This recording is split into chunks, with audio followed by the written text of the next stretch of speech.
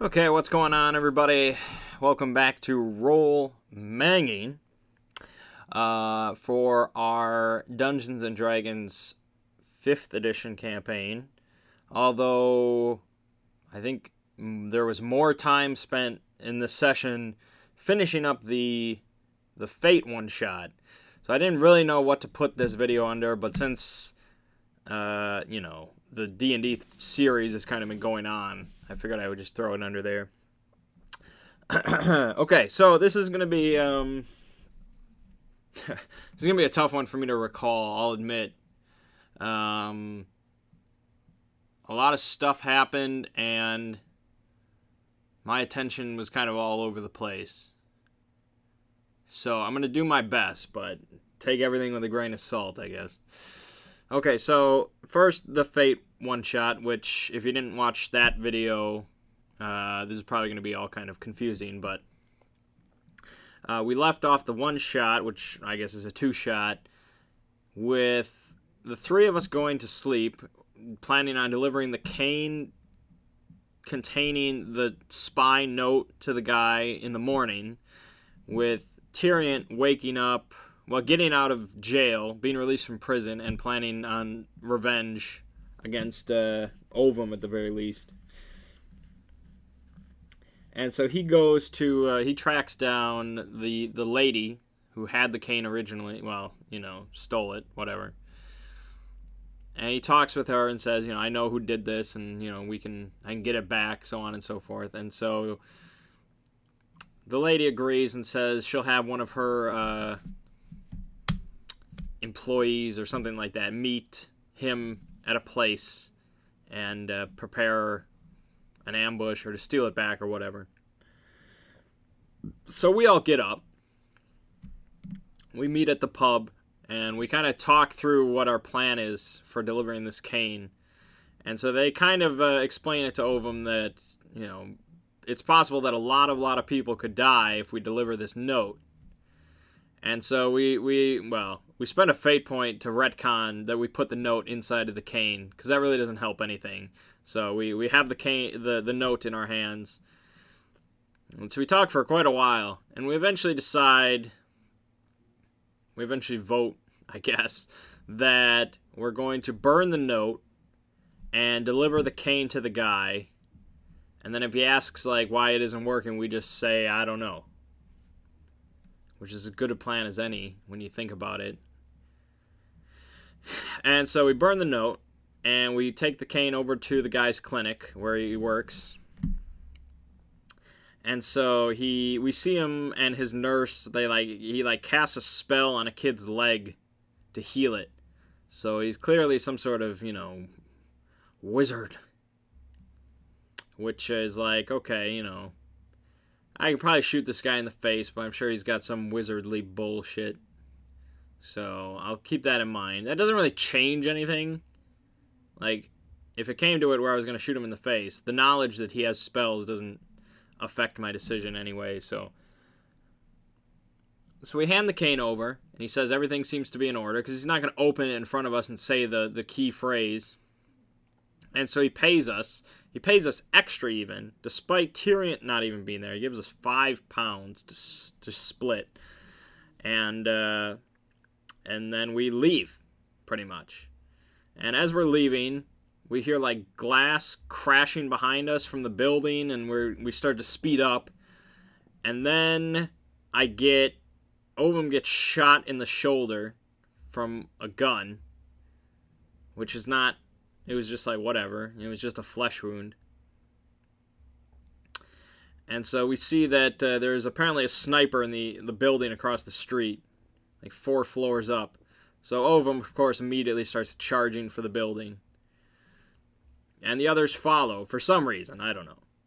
And as we're running over there, we apparently hear an airship revving up from behind the clinic that we left. So Ovum doesn't even realize it's an airship, nor does he really care. He's got his goal in front of him. So Ovum crashes through a window on the ground floor and starts running up the stairs. But here's the problem: there's two basically really physical skills in Fate, or in default Fate. There's physique, of which Ovum's is, +5. It's as good as it could be. Love physique, which mainly deals with, brute strength and your health and constitution, things like that. And then there's athletics, which deals more with, like, running and things of that nature. Climbing should probably fall under athletics, things like that. Things that aren't just pure brute strength, but they're still physical. And so for some reason, I did not put many points into that. I probably should have put more points into that. It should be at 4 or something, but it's at 2. And so that really bummed me out because I did not roll well trying to run up these stairs to catch this person. But, so the other two that are following Ovum, Ren's like, you can roll athletics if you want, but if you roll higher than Ovum, you're passing up Ovum. So for some reason, Adita decided to roll and rolled like 1 higher than I did. So she passed Ovum up. Jack's just like, no, I don't want to do that. So he just kind of stuck with me. So Adita gets to the roof first and like runs to try and tackle this woman who's in like a skin tight leather bodysuit for whatever reason with goggles. But Adita does not roll well, so she kind of falters. And the would-be assassin, who's a really shitty assassin when you think about it, she kind of just does the classic movie cliche where she just falls backwards off the rooftop. And then, of course, there was the airship. And so I finally get to the rooftop, but I don't get there in time to jump to the airship. Because I would have dove right through the airship, but I didn't run fast enough. Damn athletics. And so, of course, the person driving the airship is Tyrion, of course, who has the cane in hand. He stole it from the good doctor. And so he uses the airship's weaponry, he uses the ship's weaponry or his own gun, I don't remember. But he fires at me, it hits me for whatever amount of damage, don't matter, it was like 4. That don't mean shit to Ovum. And so I think I start pumping shotgun rounds into the engines of the airship. And so I rolled like a 5 total. And so he's like, can I roll drive to see if I can maneuver the airship, to dodge the shots? And so he rolls a 5. But it doesn't really make a lot of sense when you think about it. Like, how nimble is this airship? Maybe if it's like, the Green Goblin's glider or something, okay, but alright. So I do like cosmetic damage to the side of the airship.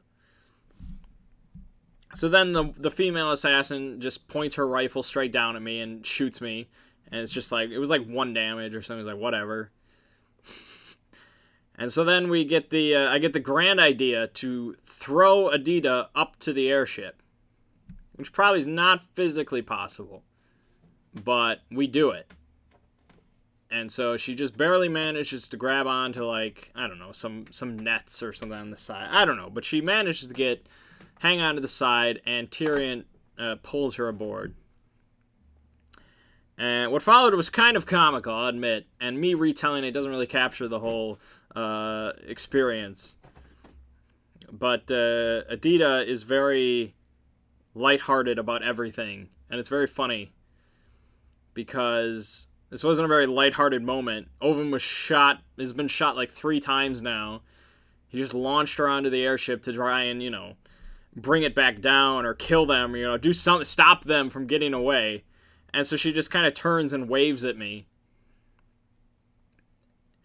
And then she tries to kind of negotiate with Tyrion. She's like, why don't you just set the airship down and we can all talk about this. And then she said, Ovum's a good guy.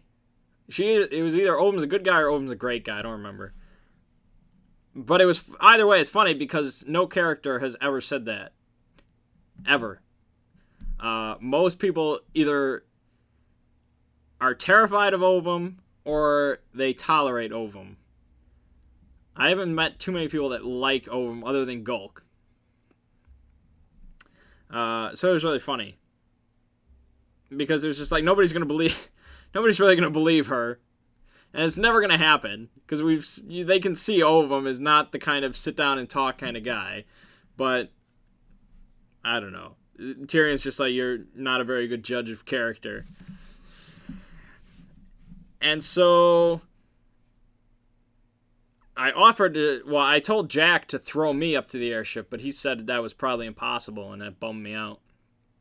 And it was just frustrating. There was nothing I could do. 4th edition D&D Ovum, maybe he could have done something. He had some cool flight powers or some shit. Maybe it could work. But here, I was out of options that I could see. Maybe I could have thrown my brass knuckle into the engine. Maybe that could have worked. That would have been badass. But then Adita was up there, and I didn't want to kill her or anything, so it was just like, Argh. So they started to fly away, and we chased after them. And they went to the lady's house. The guy that Tyrion was working for, or the lady that Tyrion was working for now. And he delivered the cane, which she opened, and there was nothing inside because we burned the note. So she's just like, what did he really want this so badly for? And they were making some kind of agreement. This is where I kind of phased out because I wasn't really paying attention. And then Tyrion's like, well, it seems I'm staying in London a couple more days. If you ladies care to join me, or something like that. And so he rolled his rapport, and Adita had to roll her will, and she didn't quite make it. So she was unwillingly charmed by Tyrion. And the assassin was just not gonna, no. She was just, we're done. And she left. And that's basically where we ended. The one shot, or the two shot. And so I said, Ovum needs to break into the castle, defeat Bowser, and rescue the princess. But that may never happen. Who knows if we'll ever go back to that setting. Maybe someday we'll get to see how that ends. But so that was kind of disappointing. It was not very climactic. So if I were to rewrite it, Ovum would have jumped from the rooftop onto the airship.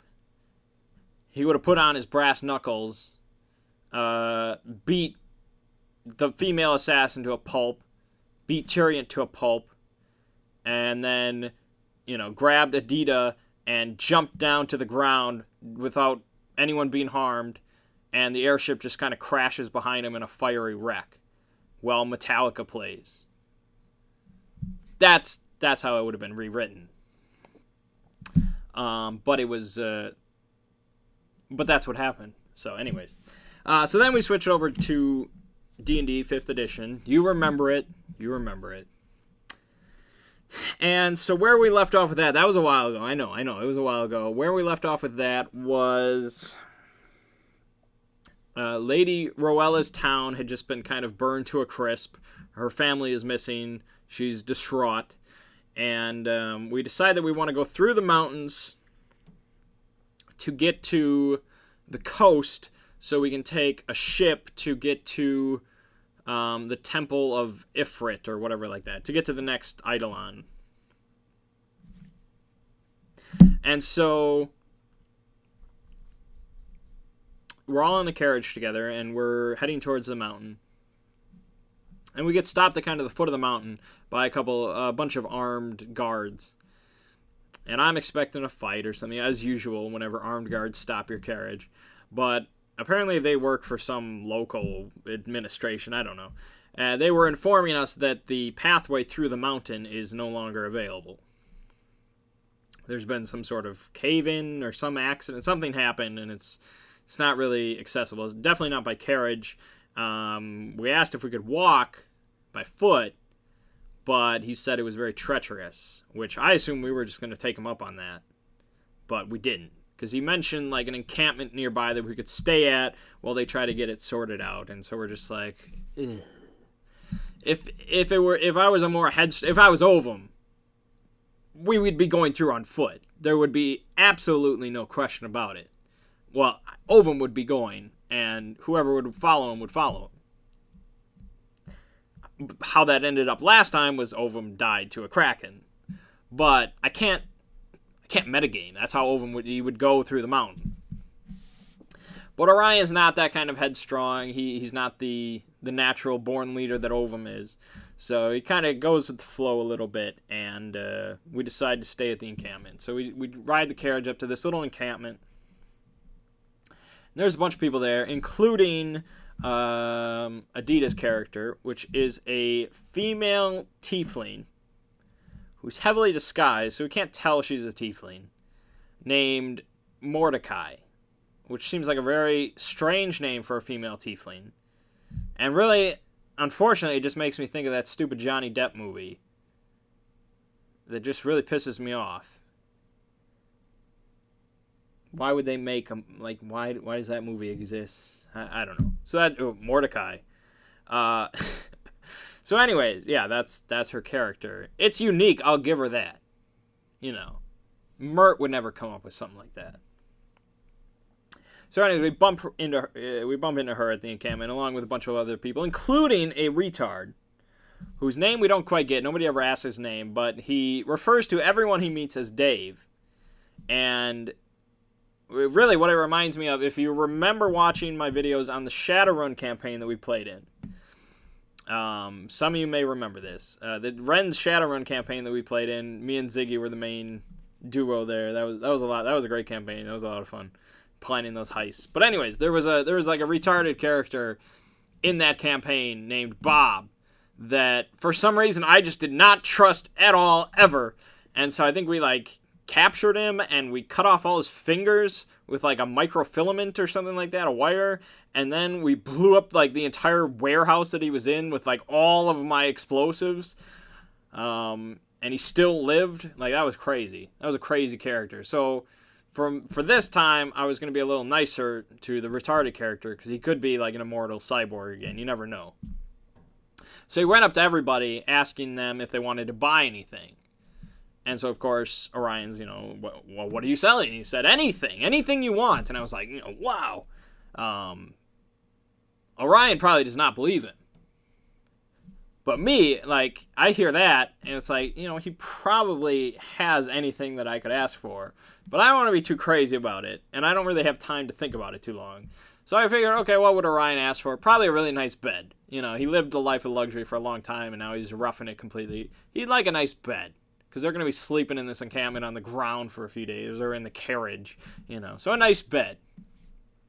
So the guy says, okay, and he runs off, and he comes back with, like, some supplies and some wood and some tools, and he builds me a bed right there. It takes him a while, and I pay him 5 gold to do it.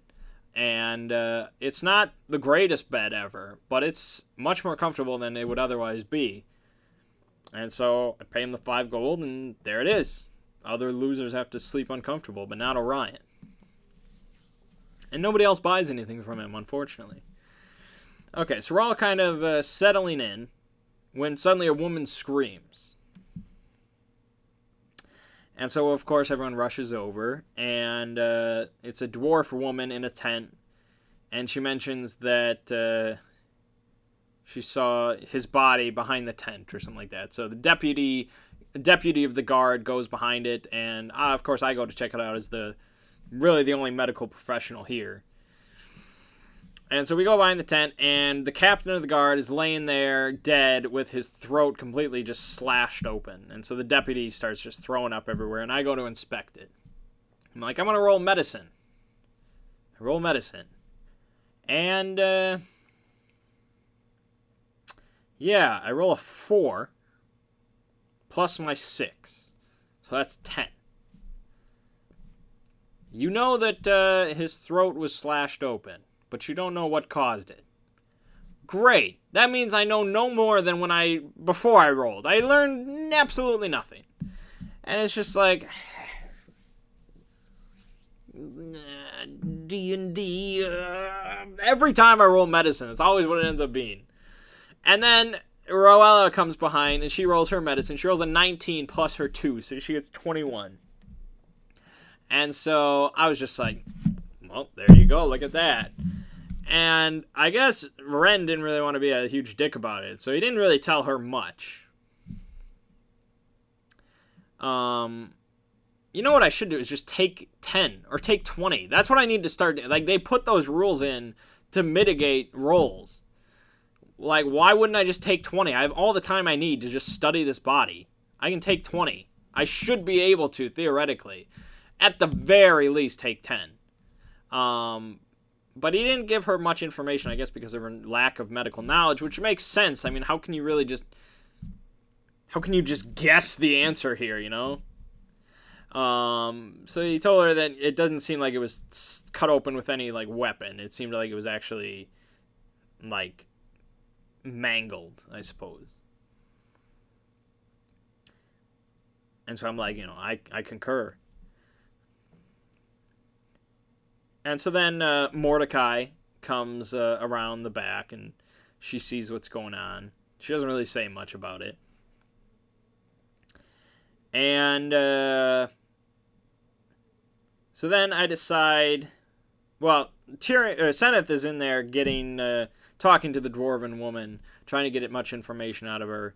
And she says she didn't really hear much, which he decides is unlikely, but it's possible, because we later find out that there wasn't really any tracks around the body or anything like that. There was no marks on the armor. It's just the throat is just gone. And so I decided I'd like to get an aerial view, but my eyes are only, you know, human eyes. There are better eyes out there. And so we ended up picking Roella, because she's pretty much the lightest of the group, other than me. And so I just telekinetic grasp her without really warning her. So I just go, and yeah, she kind of screams out loud as she goes up. And she gets an aerial view of the area. Doesn't really find anything of interest. So I bring her back down, and she tells me to never do that again. Okay. We'll see, you know, no promises. And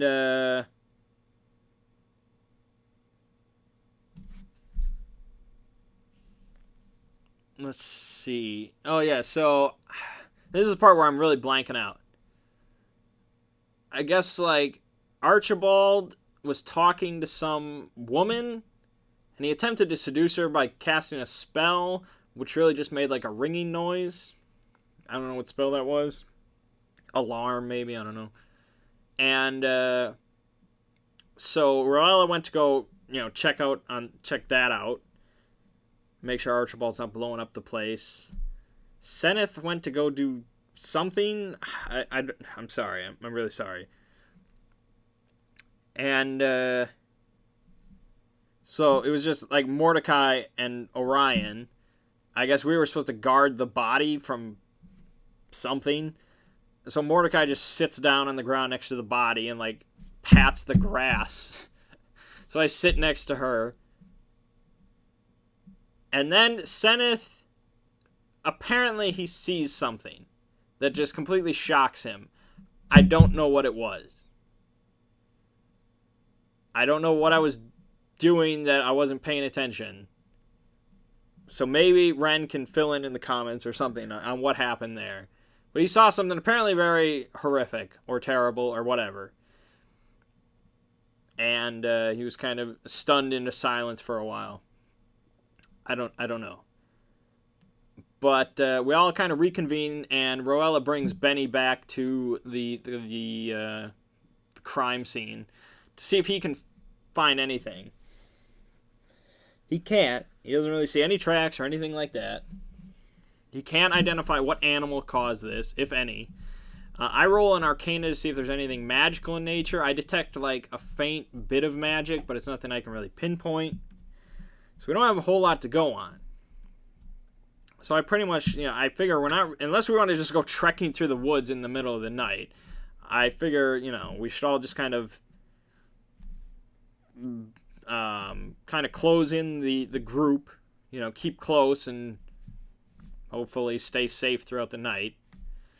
And Mordecai puts her arm around my shoulder as kind of a friendly gesture, but Orion's hip deep in puberty right now, so he's never really been in any physical contact with a female other than his mother, so it kind of freaks him out, you know.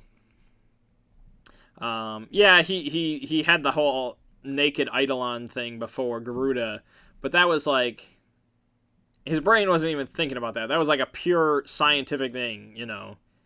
This wasn't a human being or anything, you know. It was just he didn't register that. But here it's just like you know. And so yeah, so we all pretty much go to bed. And we wake up in the morning, and the deputy comes to us, and he's like, you know, what, I don't know what caused this, you know, can you guys help figure this out? And I mentioned that, you know, there might be something magical in nature, and he says that he should, you know, question if there's any mages in the group, see if they know anything, and I'm like, do you know of anybody that would have, like, a grudge against the captain of the guard or want to see him dead? And he says, you know, no, you know, the captain was generally well liked and so on and so forth. And I'm like, I'm going to roll insight on this guy. Because you should roll insight on everybody. Really, there's no reason not to roll insight on every person you talk to. So I roll insight, and I roll pretty damn well, finally, 18 plus 6. And so Ren's like, you know, he's hiding something. So I'm like, you know, if you're not going to tell me the truth, we're never going to be able to figure this out. So he's like, I'm telling he was generally well liked. I'm telling the truth. So I'm like, I use telepathy on him. I'm like, I have other ways of getting this information, you know. And he's just like, what was that? What are you? What are you talking about? I'm like, well, you know, what I am doesn't matter, but you better tell me. And he's like, I don't know anything.